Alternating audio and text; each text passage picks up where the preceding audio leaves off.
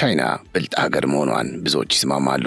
ቤጂንግ ከየትኛውም ሀገር ጋር የምታደርገው ግንኙነት መነሻውም መድረሻውም አንድና አንድ ነው፣ እርሱም ቢዝነስ።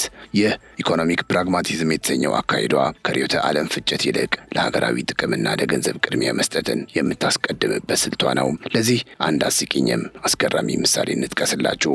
ቻይና ከአሜሪካ ጋር የፖለቲካ ቅራኔ እንዳላት ይታወቃል፣ በተለይ ከዶናልድ ትራምፕ ጋር። ነገር ግን ትራምፕ በሁለተኛ የስልጣን ዘመናቸው ላይ የምርጫ ቅስቀሳ በሚያደርጉበት ወቅት የእሳቸውን መሪ ቃል የያዙ ሜክ አሜሪካ ግሬት አጌን ወይም አሜሪካን ድጋሚ ሀያል እናድርግ የሚሉ በሚሊዮን የሚቆጠሩ ኮፍያዎችንና ቲሸርቶችን በማምረት ወደ አሜሪካ ገበያ ስትልክ ነበር። በወቅቱም በዚህ ንግድ ብቻ በሚሊዮኖች የሚቆጠር ዶላር ወደ ካዝናዋ ከታለች። ይህ የሚያሳየው በቻይና ዘንድ ቋሚ ርዕዮተ ዓለማዊ ጠላት መሆንን ከመምረጥ ይልቅ የኪስህ ወዳጅ መሆንን እንደምታስቀድም ነው። እንደ አሜሪካ በየሀገሩ እየገባች ፖለቲካ ከመፈትፈትና ዲሞክራሲ ላምጣ ከሚል ጫጫታ ይልቅ ዝም ብላ ገበያውን መቆጣጠርና መሰረተ ልማት መዘርጋት ዋነኛ መለያዋ ሆኗል። ታዲያ ይህ የንግድ ብልህነቷ በጦርነት ወቅት በሚከሰቱ አጋጣሚዎች ላይም በጉልህ ይንጸባረቃል። ቻይና በጦርነት ውስጥ ፊት ለፊት ተሰልፋ ወታደሮቿን ከመገበር ይልቅ በጎን ሆና የንግድ ጥቅሟን የምታሰፋበትንና ተቀናቃኞቿን በእጅ አዙር የምታረክምበትን መንገድ ትመርጣለች። የዓለም ሀያላን ሀገራት በጦርነት አዙሪት ውስጥ ገብተው ቢሊዮኖችን ሲከስሩ፣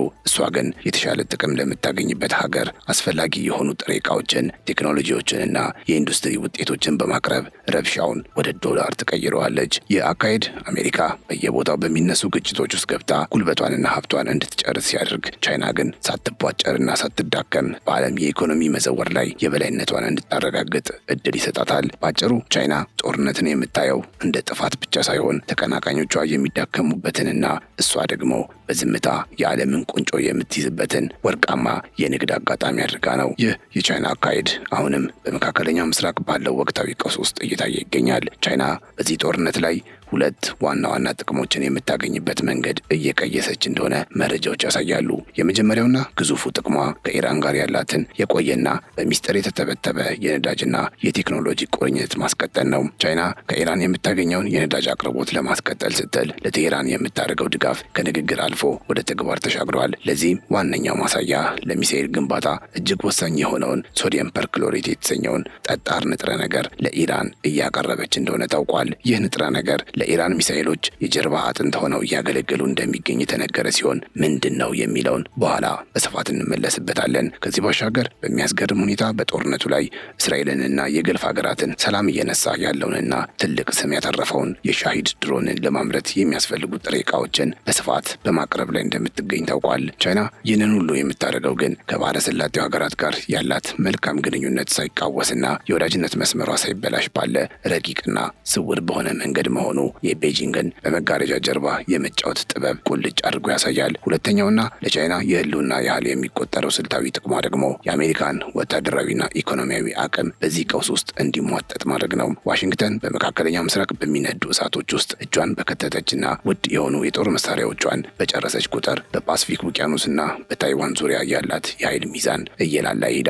ቻይና አሜሪካ በዚህ ቀጠና ውስጥ ተጠምዳ እንድትቆይ የምትፈልገው የዋሽንግተን ትኩረት በተከፋፈለ ቁጥር እሷ በታይዋን ላይ ያላትን የረጅም ጊዜ ህልም ለማሳካት ቀዳዳ ስለምታገኝ እንደሆነ ይታመናል። ከዚህም ባሻገር ቻይና የአሜሪካ ጦር በኢራን ላይ የሚከተለውን ስልትና የሚጠቀምባቸውን መሳሪያዎች በቅርብ በመከታተል ለወደፊቱ ፍልሚያዋ የሚሆን ትልቅ ወታደራዊ ልምድና ትምህርት በነጻ እየቀሰመች እንደምትገኝ ይነገራል። በአጭሩ ቻይና ለኢራን እያደረገች ያለው ድጋፍ ቴህራንን ለመርዳት ብቻ ሳይሆን አሜሪካን በድካም አንበርክካ ለራሷ ጥቅም የምትጠቀምበት ጥንቁቅ ስሌት ነው። ለመሆኑ ቻይና የኢራንን እጅ በምን ረቂቅ መንገድ እየደገፈች ነው? ቴህራን ለምትተኩሳቸው ሚሳኤሎችና ድሮኖች ቤጂንግ የምታቀርበው ያ ሚስጥራዊ ግብዓት ወይም ወሳኝ ኬሚካል ምንድን ነው የሚለውን በዝርዝር እንመለከታለን። በተጨማሪም ቤጂንግ በዚህ ጦርነት አሜሪካን በመካከለኛው ምስራቅ አሸዋ ላይ ጉልበቷንና ቢሊዮኖቿን እንድታፈስ እያደረገች ያለችው እንዴት ነው? ለታይዋን እርምጃስ ምን ያህል እየተዘጋጀችበት ነው? የሚሉ ጥያቄዎችን እየመለስን አብረናችሁ እንቆያለን። በመረጃችን ማጠናቀቂያ ላይ ደግሞ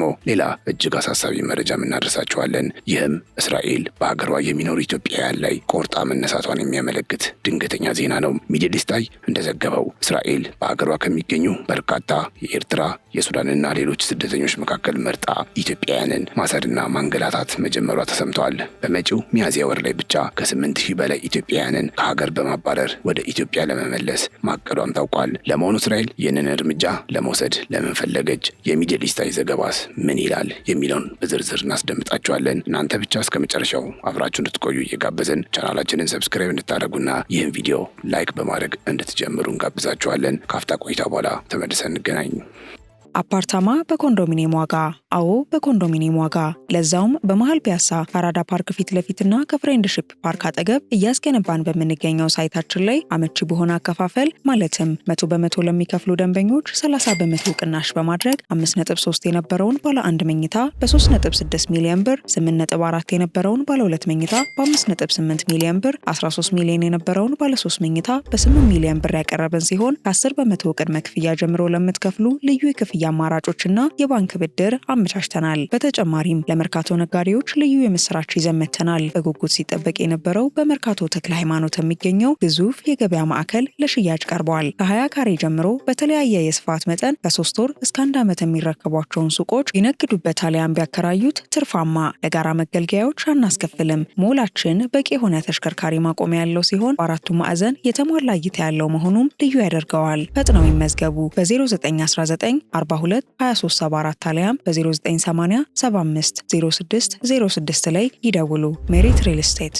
ኢራን ባለፉት 40 ዓመታት በከባድ ማዕቀብ ውስጥ ሆና የገነባቸው የራሷ ወታደራዊ አቅም ለብዙ ሀገራት ትምህርት የሚሆን ነው። ቴህራን የራሷን ሚሳኤሎችና ድሮኖች የመንደፍ የመገንባትና የማሻሻል ብቃቷን በተደጋጋሚ ያስመስክራለች። ይሁን እንጂ ዛሬ በጦርነቱ አውድ ውስጥ ኢራን የምታሳየው የጅምላ ምርት ወይም ማስ ፕሮዳክሽን እና የመሳሪያዎቿ ድንገታዊ የቴክኖሎጂ እድገት በስተጀርባ የቻይና ስልታዊ ድጋፍ እንደ ትልቅ ማፍጠኛ ወይም አክስሌሬተር እያገለገለ እንደሚገኝ ታውቋል። ቻይና የኢራንን የፈጠራ ችሎታና ነባር መሰረት ተጠቅማ ሂደቱን በከፍተኛ ደረጃ የምታቀላጥፍባቸውን የቴክኖሎጂ ክፍተቶች ነው በስውር እየደገፈች ያለችው። ለምሳሌ የኢራን ሳይንቲስቶች የነደፏቸውን የባለስቲክ ሚሳኤሎች ወደ ላቀ ደረጃ ለመቀየር እንደ ሶዲየም ፐርክሎሬት ያሉ ከፍተኛ ኃይል ያላቸው ኬሚካሎችን በስፋት በማቅረብ ላይ ትገኛለች። ይህ ማለት ኢራን ሞተሩን ሰርታለች፣ ቻይና ደግሞ ሞተሩ በከፍተኛ ጉልበትና ፍጥነት እንዲምዘገዘግ የሚያደርገው ንጥረ ነገር በብዛት እያቀረበች ነው ማለት ነው። ይህ ሶዲየም ፐርክሎሬት የተሰኘው ንጥረ ነገር በቻይና በከፍተኛ መጠን የሚገኝ ሲሆን ዋነኛ ጥቅሙም ለረጅም ርቀት ተኳሽ ሚሳኤሎች እንደ ጠጣር ነዳጅ ወይም ሶሊድ ፕሮፕላንት ሆኖ ማገልገሉ ነው። ቻይና ይህንን ወሳኝ ግብዓት በሚስጥር ለኢራን እያቀረበች ሲሆን ንጥረ ነገሩ የኢራን ሚሳኤሎች በሰማይ ላይ በከፍተኛ ፍጥነት እንዲምዘገዘጉና ያሰቡበት ቦታ ላይ በኃይል እንዲያርፉ ትልቅ አቅም እየሰጠ ይገኛል። ታዲያ ቤጂንግ ይህንን ኬሚካል ለቴህራን መላኳ ኢራን ያሏትን በርካታ ሚሳኤሎች ወደ ዘመናዊና አጥፊ መሳሪያነት እንድትቀይርና በጦር ሜዳ ላይ ያላትን የጥቃት ሬንጅ ይበልጥ እንድታሰፋ ረድቷታል ይባላል። ከዚህ ባሻገር ቤጂንግ የጦርነቱ ዋና ተዋናይ በሆኑት የሻሂድ ድሮኖች ላይም እጇ እንዳለበት በስፋት ይነገራል። የኢራን ሻሂድ ድሮኖች ዛሬ በጦር ሜዳ ላይ ዓለምን ያስደነገጠ ውጤታማነት ሊኖራቸው የቻለው በኢራን የፈጠራ ኢንጂነሪንግና በቻይና ያልተገደበ የጥሬ ዕቃ አቅርቦት ቅንጅት ነው። ኢራን የድሮኖቹን ዲዛይን፣ ስልታዊ አጠቃቀምና የማጥቃት አቅምን በሚገባ ብትሰራበትም ቻይና ደግሞ እነዚህ ገዳይ ድሮኖች በሺዎች የሚቆጠሩ ሆነው በብዛት እንዲመረቱ የሚያስፈልጉትን ወሳኝ ግብዓቶች በማቅረብ ግንባር ቀደም ነች። ይህም ለድሮኑ ቀላልነትና ጥንካሬ የሚውሉ የካርቦን ፋይበሮችን፣ ለውስጣዊ አሰራራቸው ወሳኝ የሆኑ ጥቃቅን ማይክሮቺፖችን እና እጅግ የረቀቁ የኤሌክትሮኒክስ መቆጣጠሪያዎችን ወይም ፍላይት ኮንትሮልስ ከቤጂንግ ወደ ቴህራን በንግድ ስም የሚጎርፉ ግብዓቶች ናቸው። ይህ አይነቱ ስውር ትብብር ኢራን ያላትን የድሮን ቴክኖሎጂ ከቤተ ሙከራ አውጥቶ ወደ ግዙፍ የማምረቻ ፋብሪካዎች እንዲሸጋገር በማድረግ ራሷን የቻለች ወታደራዊ ሀገር እንድትሆን አስችሏታል። በዚህ ምክንያት ዛሬ ኢራን ከምታበራቸው ድሮኖች ጀርባ የቻይናው የቴክኖሎጂ ድጋፍ አንደኛውን ድርሻ እየወሰደ ይገኛል ማለት ነው። እዚህ ጋር ነው እንግዲህ የቻይና እጅግ ረቂቅ የሆነው ሙያዊ ብልሃት የሚመጣው። ቤጂንግ ይህንን ድጋፍ የምታደርገው ለኢራን ካላት ፍቅር ብቻ ሳይሆን የኢራን መሳሪያዎችን እንደ ቀጥታ የጦር ሜዳ ላቦራቶሪ ወይም ላይፍ ባተልፊልድ ላቦራቶሪ በመጠቀም ጭምር ነው። በኢራን እጅ ያሉና የቻይና ቴክኖሎጂ ያለባቸው መሳሪያዎች በአሜሪካና በእስራኤል የአየር መከላከያ ስርዓቶች ላይ የሚፈጥሩትን ተጽዕኖ ቻይና በቅርብ ርቀት ሆና ትከታተላለች። የእስራኤሉ አይረንደም ወይም የአሜሪካው ፓትሪዮት የኢራንን ድሮኖች ለመምታት ስንት ሰከንድ እንደሚወስድባቸው፣ ምን ያህል ሚሳኤል እንደሚተኩሱና የት ጋር ክፍተት እንዳለባቸው የሚገልጽ መረጃ ወደ ቤጂንግ ይጎርፋል። ይህ ማለት ቻይና የራሷን ወታደሮች ሳታሰልፍና አንዲት ጥይት ሳትተኩስ የአሜሪካን የመከላከያ ሚስጥሮችና የመሳሪያዎቿን ድክመት በኢራን አማካኝነት በነጻ እያጠናች ነው ማለት ነው። ይህ ስልታዊ ብልሃት አሜሪካን በረጅም ጦርነት እንድትዳከም ሲያደርግ፣ ቻይናን ግን ለቀጣዩ ትልቅ ዓለም አቀፍ ፍልሚያ እጅግ ዘመናዊና የተፈተነ ወታደራዊ መረጃ ባለቤት ያደርጋታል። ከነዚህ ለጦር መሳሪያ ግንባታ ከሚውሉ ኬሚካሎችና ጥሬ ዕቃዎች ባሻገር ቻይና ለኢራን የምታደርገው ሌላኛውና እጅግ ረቂቁ ድጋፍ በቴክኖሎጂ ዘርፍ ላይ ያተኮረ ነው። ይህ ድጋፍ መሳሪያዎቹን ከመገንባት ባለፈ በጦር ሜዳ ላይ እንዴት ውጤታማ በሆነ መንገድ ጠላትን ማጥቃት እንደሚችሉ የሚመራ ዲጂታል አእምሮ የመስጠት ያህል የሚቆጠር ነው። ቤጂንግ ለቴህራን የፈቀደችው የቴክኖሎጂ ሽግግር ኢራን ለዓመታት የነበረባትን ትልቅ ወታደራዊ ስጋት የቀረፈና የጥቃት አድማሷን ወደማይገመት ደረጃ ያሻገረ እንደሆነ ይነገራል። ኢራን ለዓመታት በሚሳኤልና በድሮን ቴክኖሎጂ ራሷን የቻለች ሀገር ብትሆንም አንድ ትልቅ ተጋላጭ ነበረባት። እርሱም የአሜሪካ ቁጥጥር ባለበት የጂፒኤስ ስርዓት ላይ ያላት ጥገኝነት ነው። አሜሪካ በፈለገችው ሰዓት የጂፒኤስ ምልክቶችን በማዛባት ወይም በማቋረጥ የኢራን ሚሳኤሎችና ድሮኖች መንገዳቸውን ስተው በረሃ ላይ እንዲወድቁ ልታደርግ ትችል ነበር። ይሁን እንጂ ዛሬ በጦርነቱ አውድ ውስጥ ኢራን የምታሳየው የሚሳኤል ትክክለኛነትና የድሮኖቿ ኢላማን የመምታት ብቃት አዲስና አስገራሚ የሰማይ ላይ አጋር እንዳላት ማረጋገጫ ነው።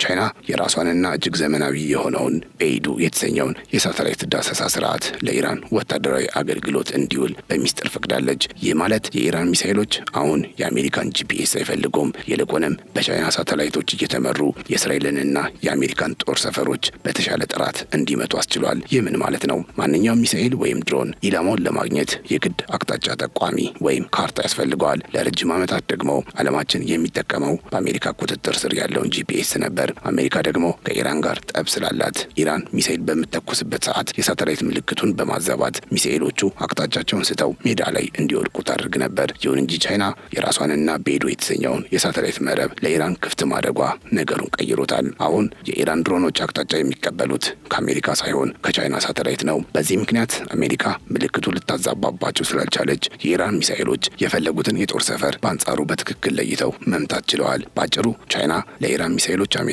ልታጠፋው የማትችለውን አዲስ አይን ሰጣለች ማለት ነው። ነገር ግን የቻይና ድጋፍ በዚህም ብቻ አይወሰንም። በዓለም ላይ ተወዳዳሪ የሌለውና በከፍተኛ ጥራት ቪዲዮ የመቅረጽ አቅም ያለው የቻይናው ጂሊን 1 የሳተላይት ስብስብ ሚናም ለኢራን ድጋፍ እያደረገ እንደሆነ ይታመናል። ይህ የሳተላይት መረብ በመቶዎች የሚቆጠሩ ሳተላይቶችን የያዘ ሲሆን በምድር ላይ ያለን ማንኛውንም እንቅስቃሴ፣ የአውሮፕላን ተሸካሚ መርከቦችንና የአሜሪካን የጦር ኃይሎች ዝውውር በከፍተኛ ጥራት በኤችዲ ቪዲዮ የመከታተል አቅም አለው። ቻይና ይህንን መረጃ ለቴህራን በማጋራት ኢራን ጠላቶቿ የት እንዳሉና በየትኛው ሰዓት መምታት እንዳለባት በሚገባ እንድታውቅ አድርጓታል። ይህ የመረጃ የበላይነት ኢንፎርሜሽን ሱፐሪዮሪቲ ኢራንን ከጭፍን ተኳሽነት ወደ ንቁና መራጭ ተኳሽነት እንደቀየራት ይታመናል። ታዲያ ቻይና ለምንድን ነው ይህንን ሁሉ ግዙፍና ውድ የሆነ የሳተላይት መረጃ ለኢራን የምትሰጠው የሚለው ጉዳይ ሌላው መሰረታዊ ነጥብ ነው። መልሱ ቀላል ነው። ቤጂንግ አሜሪካ በመካከለኛው ምስራቅ በምትሰነዝረው እያንዳንዱ የአየር ጥቃት ላይ የምትጠቀመውን ስልት በመገምገምና የራሷ መሳሪያዎች የሚኖራቸውን ውጤት በቀጥታ ከሰማይ ሆና እየቀረጸች እንድታጠና አስችሏታል። ይህ ለቻይና ለወደፊቱ የታይዋን ፍልሚያ እንደ ትልቅ ወታደራዊ ልምምድ የሚቆጠር ነው። አሜሪካ የራሷ ጂፒኤስ በኢራን ላይ እንዳይሰራ ሲታገድና የሚሳኤል መከላከያዎቿ በቻይና መሪነት በሚንቀሳቀሱ ድሮኖች ሲታለሉ ማየት ለቤጂንግ ስትራቴጂስቶች ትልቅ ትምህርት ነው። በዚህም ቻይና ሳትዋጋ የአሜሪካን ምስጢራዊ ወታደራዊ ኮዶች እየሰበረች ትገኛለች። ይህ የሳተላይት መረጃ ልውውጥ ቻይናን በእውቀት እያበለጸጋት ብቻ ሳይሆን አሜሪካን ወደ ማትወጣው የኢኮኖሚና የጦር መሳሪያ ቀውስ ውስጥ እየዘፈቃት እንደሚገኝ ይታመናል። ቻይና የሳተላይት መሪነቱን ለኢራን አሳልፋ የሰጠችው ቴህራን የምትተኩሳቸው ድሮኖች የአሜሪካን እጅግ ውድ የሆኑ የጸረ ሚሳኤል ክምችቶች እንዲያሟጥጡላት በማሰብ ጭምር ነው። በዚህ ምክንያት ዋሽንግተን በጦርነቱ የመጀመሪያ ሰዓታት ውስጥ ብቻ በቢሊዮን የሚቆጠሩና ለዓመታት የተከማቹ ቶም ሃውክ ሚሳኤሎችንና የረቂቅ መከላከያ አቅሟን በኢራን ድሮኖች ላይ እየጨረሰች እንደሆነ ይታመናል። ቤጂንግ የአሜሪካ የጦር መሳሪያ ክምችት ሲመናመንና የማምረት አቅሟ ሲዳከም በማየቷ እጅግ ደስተኛ ናት። ምክንያቱም አሜሪካ አሁን የምታባክነውን እያንዳንዱን ሚሳኤል መልሳ ለመተካት ከ4 እስከ 5 ዓመታት ሊፈጅባት ይችላል። ይህ ወታደራዊ ክፍተት ደግሞ ለቻይና አንድ ትልቅና ታሪካዊ እድል ይዞላታል። ይህ እድልም ታይዋን ትባላለች። ቻይና አሜሪካ በመካከለኛው ምስራቅ ረመጥ ውስጥ ገብታ እንድትጠመድና ወታደራዊ ንብረቶቿን ከፓሲፊክ ውቅያኖስ ወደ ባህረ ሰላጤው እንድታዞር የምትገፋፋው ያለ ምክንያት አይደለም። አሜሪካ ትኩረቷ በተከፋፈለና መሳሪያዎቿ ባለቁ ቁጥር ቻይና በታይዋን ላይ የምትፈልገውን እርምጃ ለመውሰድ የምታገኘው ቀዳዳ ሰፊ እየሆነ ይሄዳል። ቤጂንግ ዛሬም በኢራን በኩል አሜሪካን እያዳከመች ለነገው ትልቅ ፍልሚያ ራሷን እያዘጋጀች ትገኛለች። ባጭሩ ቻይና ጦርነቱን የምታየው እንደ ሰብአዊ ቀውስ ሳይሆን አሜሪካን ያለ ቀጥተኛ ግጭት አንበርክካ የዓለምን የኃይል ሚዛን ወደ ራሷ የምታዞርበት የቼዝ ጨዋታ አድርጋ ነው። በጥቅሉ ብልጧ ቻይና ለኢራን እያደረገች ያለው የቴክኖሎጂ የኬሚካልና የሳተላይት መረጃ ድጋፍ ቴህራንን በጦር ሜዳ ላይ እያገዛት እንደሚገኝ ግልጽ ነው። ነገር ግን ይህ ድጋፍ ለኢራን ነጻ ስጦታ ሳይሆን ቻይና የራሷን ዓለም አቀፋዊ የበላይነት ለማረጋገጥ የምትጠቀምበት ረቂቅ ስልት ነው። ቤጂንግ የኢራንን እሳት በመጫር አሜሪካን በድካም እንድታንበረክክ፣ ወታደራዊ ሚስጥሯን በነጻ እንድታጠናና የታይዋን ህልሟን የምታሳካበትን ወርቃማ ቀዳዳ እንድታገኝ እያደረገች ነው። ባጭሩ ቻይና ለኢራን የምታበድረው እያንዳንዱ የቴክኖሎጂ እጅ ነገ አሜሪካን አዳክማ እሷ የዓለም ቁንጮ የምትሆንበትን ታሪካዊና ስልታዊ ድል ለማብሰር የምትጠቀምበት ጥንቁቅ ስልት እንደሆነ ይታመናል።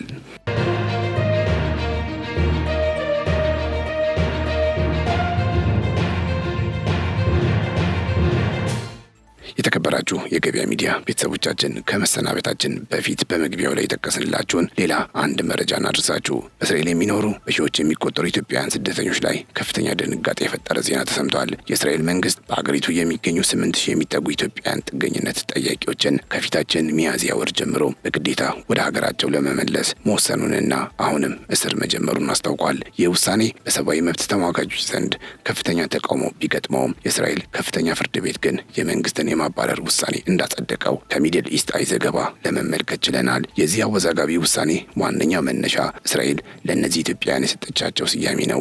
መንግስት እነዚህን ሰዎች ጥገኝነት ጠያቂ ወይም አሳይለም ሲከርስ ብሎ ከመጥራት ይልቅ ሰርጎ ገቦች ወይም ኢንፊልትሬተርስ የሚል ስያሜ ሰጧቸዋል። ይህ ስያሜ በኢትዮጵያውያኑ ላይ የሚፈጸመውን እስርና እንግልት ህጋዊ ሽፋን ለመስጠት ሆን ተብሎ የተመረጠ እንደሆነ ይነገራል። በእስራኤል በአጠቃላይ 72,000 ስደተኞች ቢኖሩም ከመካከላቸው 50,000 የሚሆኑት የኤርትራ የሱዳንና የዩክሬን ዜጎች ናቸው። እነዚህ ዜጎች የተጠበቀ ቡድን ወይም ፕሮቴክትድ ግሩፕ ተብለው በህግ እንዳይባረሩ ከለላ እንደተሰጣቸው ይኸው ዘገባ ይጠቅሳል። ኢትዮጵያውያኑ ግን ይህ መብት እንደሌላቸውና ለብቻቸው ተለይተው እንዲባረሩ ተፈርዶባቸዋል ተብሏል። የቁጥር መረጃዎች እንደሚያሳዩት በእስራኤል ከሚኖሩ ስደተኞች መካከል 57 በመቶ በከፋ ድህነት ውስጥ የሚገኙ ሲሆን 85 በመቶ ደግሞ ለከፍተኛ የምግብ እጥረት የተጋለጡ ናቸው። እነዚህ ስደተኞች በህጋዊ መንገድ የመስራትም ሆነ የጤና አገልግሎት የማግኘት መብት የላቸውም።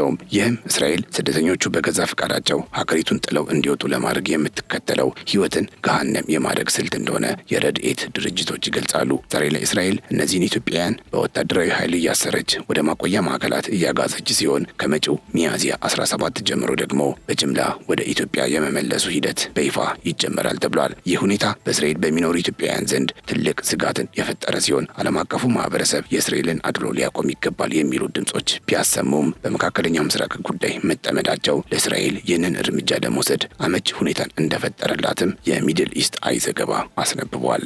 የተከበራችሁ የገበያ ሚዲያ ቤተሰቦቻችን ለዛሬ ያዘጋጀንላችሁ መረጃ ይህንን ይመስል ነበር። አብራችሁን ስለነበራችሁ እጅግ እናመሰግናለን። ቻናላችንን ሰብስክራይብ፣ ይህን ቪዲዮ ላይክ እንድታደርጉም በአክብሮት እንጠይቃችኋለን። በያላችሁበት ሰላም። አፓርታማ በኮንዶሚኒየም ዋጋ። አዎ በኮንዶሚኒየም ዋጋ፣ ለዛውም በመሃል ፒያሳ ከአራዳ ፓርክ ፊት ለፊትና ከፍሬንድሺፕ ፓርክ አጠገብ እያስገነባን በምንገኘው ሳይታችን ላይ አመቺ በሆነ አከፋፈል ማለትም 100% ለሚከፍሉ ደንበኞች 30% ቅናሽ በማድረግ 5.3 የነበረውን ባለ 1 መኝታ በ3.6 ሚሊዮን ብር፣ 8.4 የነበረውን ባለ 2 መኝታ በ5.8 ሚሊዮን ብር፣ 13 ሚሊዮን የነበረውን ባለ 3 መኝታ በ8 ሚሊዮን ብር ያቀረብን ሲሆን ከ10% ቅድመ ክፍያ ጀምሮ ለምትከፍሉ ልዩ የክፍያ አማራጮችና የባንክ ብድር አመቻችተናል። በተጨማሪም ለመርካቶ ነጋዴዎች ልዩ የምስራች ይዘን መጥተናል። በጉጉት ሲጠበቅ የነበረው በመርካቶ ተክለ ሃይማኖት የሚገኘው ግዙፍ የገበያ ማዕከል ለሽያጭ ቀርበዋል። ከ20 ካሬ ጀምሮ በተለያየ የስፋት መጠን ከ3 ወር እስከ 1 ዓመት የሚረከቧቸውን ሱቆች ይነግዱበት አሊያም ቢያከራዩት ትርፋማ። ለጋራ መገልገያዎች አናስከፍልም። ሞላችን በቂ የሆነ ተሽከርካሪ ማቆሚያ ያለው ሲሆን በአራቱ ማዕዘን የተሟላ እይታ ያለው መሆኑም ልዩ ያደርገዋል። ፈጥነው ይመዝገቡ። በ0919 72 2374 አሊያም በ0980 75 06 06 ላይ ይደውሉ። ሜሪት ሪል ስቴት